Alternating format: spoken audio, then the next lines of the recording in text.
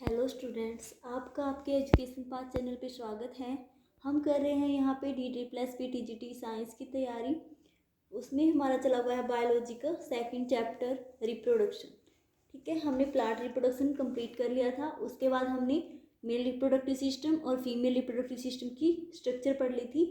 आज हम करेंगे कि हमारे पास जो ह्यूमन है उसके अंदर मेल गैमीट और फीमेल गैमीट के अंदर कैसे फर्टिलाइजेशन होता है और कैसे जाइगोट से हमारे पास क्या होता है बेबी की डेवलपमेंट। वन बाय वन हम डिस्कस करेंगे।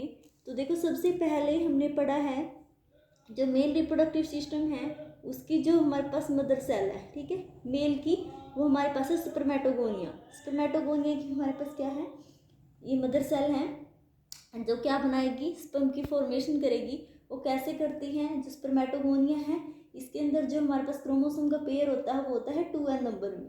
ठीक है, 2n नंबर में है इसके अंदर, बोल सकते हैं जैसे कि 43 है इसके अंदर क्रोमोसोम नंबर। ठीक है, अब हमारे पास देखो स्पर्मेटोगोनिया के अंदर हमारे पास क्या होगा, सबसे पहले माइटोसिस। ठीक है, माइटोसिस हुआ। माइटोसिस से क्या होता है, जो क्रोमोसोम का नंबर है वो सेम रहता है। तो क्रोमोसोम अगर 2n थे पहले तो इसके अंदर भी 2n हो गए और इससे किसकी फॉर्मेशन होगी, सबसे पहले प्राइमरी स्पर्मेटोसाइट की। अब जो प्राइमरी स्पर्मेटोसाइट है इसके अंदर फर्दर क्या होगी हमारे पास, मियोसिस। सेल डिवीजन चैप्टर में पढ़ेंगे माइटोसिस और मियोसिस। मियोसिस फर्स्ट होती है और मियोसिस सेकंड होती है। तो मियोसिस जब भी होगी तो याद रखना जो क्रोमोसोम नंबर है वो हमेशा क्या हो जाता है, उसका हाफ। अब यहाँ पे 2n नंबर थे, कितने भी क्रोमोसोम है, मतलब मान लीजिए मेल के अंदर है तो वो कितने होते हैं, 26 पेयर 23 होते हैं, 23 पेयर और 46 क्या होते हैं, क्रोमोसोम। अब 23 पेयर हैं इसके अंदर, तो 23 पेयर हैं, ठीक है, वो हमारे पास क्या हो जाते हैं, हाफ हो जाते हैं। तो क्या बनता है फिर, सेकेंडरी स्पर्मेटोसाइट। फिर इसके अंदर मियोसिस सेकंड होगी। फिर हमारे पास क्या होते हैं, मियोसिस फर्स्ट होती है, उस टाइम हाफ होते हैं।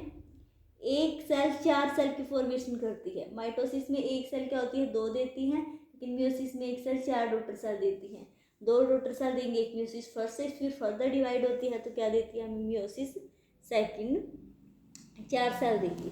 तो स्पर्मेटोगोनिया से प्राइमरी, फिर सेकेंडरी स्पर्मेटोसाइट से हमारे पास क्या बन जाते हैं, 4 स्पर्मेटिड। ठीक है, 4 स्पर्मेटिड है, ये क्या होगी फर्दर हमारे पास डेवलपमेंट होगी इनके अंदर और बन जाते हैं 4 स्पर्मेटोजोआ। स्पर्मेटोजोआ हम स्पर्म को ही बोलते हैं। तो हम बोल सकते हैं क्या बन गए, स्पर्म की फॉर्मेशन हो गई। वो कैसे होती है हमने देख लिया। अब जो मेल है उसके अंदर क्या होते हैं, मतलब 40 से 60 मिलियन स्पर्म की फॉर्मेशन होती है एक टाइम में। ठीक है, तो स्पर्म की संख्या क्या होती है, बहुत ज़्यादा होती है, तो स्पर्म की फॉर्मेशन हो जाती है। वैसे हम फीमेल के अंदर पढ़ेंगे। अब जब फीमेल है उसके अंदर ना एम्ब्रियोनिक स्टेज में ही क्या हो जाती है, ओवम की फॉर्मेशन स्टार्ट हो जाती है। एम्ब्रियोनिक स्टेज चल रही है ना जिस टाइम फीमेल की, उस टाइम ही उसके अंदर क्या हो जाती है ओवम की फॉर्मेशन, मतलब फीमेल गैमीट की फॉर्मेशन स्टार्ट हो जाती है। जैसे ओवोगोनिया है, ठीक है, ये हमारे पास क्या होता है, 2n नंबर में होता है। ये फर्दर डिवाइड होगा, किससे होगा, ये स्टार्टिंग में माइटोसिस से ही होगा, 2n नंबर ही रहता है सेम। प्राइमरी oocyte तक ये किसके अंदर होता है, एम्ब्रियोनिक स्टेज पे। जब प्यूबर्टी स्टेज आती है ये बीच में प्रोसेस स्टॉप हो जाती है फिर प्यूबर्टी स्टेज आती है, उस टाइम क्या होता है, स्टार्ट हो जाता है फर्दर डिवीजन। और प्राइमरी oocyte फिर मियोसिस से क्या होगा, सेकेंडरी oocyte बनाएगा। अब ये एक सेल बनाता है, ये प्राइमरी पोलर बॉडी बोल सकते हैं इसको। फिर जो सेकेंडरी oocyte है फर्दर डिवाइड होकर बनाएगा secondary oocyte, sorry secondary polar body और एक ओवम। ठीक है, ये हो जाते हैं डिजनरेट सेल्स और ये एक बन जाती है मेच्योर होके ओवम। ठीक है, तो हमारे पास जो फीमेल है उसके अंदर ना फिक्स ओवम की फॉर्मेशन होती है, ये नहीं कि बहुत सारे नंबर में बनते ही रहते हैं। ठीक है, वो एक फिक्स एज तक बनते हैं और फिक्स ही अमाउंट होती है। भाई जैसे 50,000 बनेंगे ना वो हम अपनी लाइफ टाइम में, तो 85,000 बनते हैं। वो जब तक बेबी प्रोड्यूस कर सकती हैं जब तक ओव्यूलेशन होती है। 55 के बाद हमारे पास क्या हो जाती है, ओव्यूलेशन स्टॉप हो जाती है, तो वो प्रेग्नेंट नहीं हो सकती है। तो ये था हमारे पास स्पर्म की फॉर्मेशन और ओवम की फॉर्मेशन। अब आगे पढ़ेंगे कि स्पर्म और ओवम कैसे आपस में ज्वाइन करते हैं। अब सबसे पहले है, ये मेल के अंदर है, ये फीमेल के अंदर है। इंसेमिनेशन किसको बोलते हैं? जो सीमन होता है लिक्विड मेल के अंदर, वो वेजिना के अंदर ट्रांसफर कर देता है वो बाय द कोपुलेशन, उस प्रोसेस को बोलते हैं इंसेमिनेशन। इंसेमिनेशन से क्या होता है, ये सीमन है उसको क्या होता है, वेजिना के अंदर ट्रांसफर कर देता है, उसे बोलते हैं इंसेमिनेशन। अब सेमिना वेजिना के अंदर चला गया स्पर्म, ठीक है, वो स्पर्म जाएगा, वो कहाँ पे करेगा फर्टिलाइजेशन। फर्टिलाइजेशन क्या होता है, स्पर्म का और ओवम का अटैच होना। कल हमने फीमेल रिप्रोडक्टिव सिस्टम पढ़ा था, हाँ उसमें पढ़ी थी हमने फैलोपियन ट्यूब। फैलोपियन ट्यूब का जो हमारे पास बीच में स्वोलन सा पार्ट होता है, वहाँ पे क्या करता है, ये फ्यूजन होता है स्पर्म का और ओवम का, ठीक है। यूट्रस के अंदर कभी भी फ्यूजन नहीं होता, वो क्या होता है फैलोपियन ट्यूब में। ओवरी से ओवम निकलेगा फैलोपियन ट्यूब के अंदर, स्पर्म वहाँ पे एंट्री करेगा वेजिना के थ्रू, और फिर वहाँ पे क्या हो जाता है फर्टिलाइजेशन। इसी टाइम हम इसी स्टेज पे क्या करते हैं, बेबी का जो सेक्स है वो डिसाइड कर सकते हैं, ठीक है भाई, मेल है या फीमेल, वो डिपेंड करता है क्रोमोसोम पे कि हमारे पास जो एक्स एक्स है या फिर एक्स वाई किससे अटैच होता है। अगर एक मेल का एक्स है और फीमेल का भी एक्स है तो बेबी गर्ल होती है। एक मेल का एक्स है, सॉरी मेल हमारे पास वाई है और फीमेल का एक्स है तो एक्स वाई बनाते हैं बेबी बॉय। अब हमारे पास क्या बन गया, स्पर्म और ओवम अटैच हो गए, जाइगोट बन गया, जाइगोट एक, ठीक है। सबसे पहले न्यूक्लियस क्या है, एक न्यूक्लियस है, एक सेल है, ये सिंगल सेल, इसके अंदर क्या होगा न्यूक्लियर डिवीजन होता रहता है। इस सेल का साइज तो रहता है सेम और डिवीजन किसका रहता है, सिर्फ न्यूक्लियर का। तो ये हमारे पास जब 8 सेल होती है ना, 8 सेल, उस टाइम हमारे इसको बोलते हैं ब्लास्टूला। जब ये 16 सेल बन जाती है तो बोलते हैं मोरूला, ठीक है। तो ये डिवाइड होती रहती है, फर्दर फिर माइटोसिस होती रहती है, नंबर सेम रहता है क्रोमोसोम का, ठीक है। 2n नंबर है इसमें, एन ये अटैच हुआ था स्पर्म और एन ओवम, ठीक है। तो 2n नंबर है ये इसका, ये डिवाइड होता रहता है फर्दर।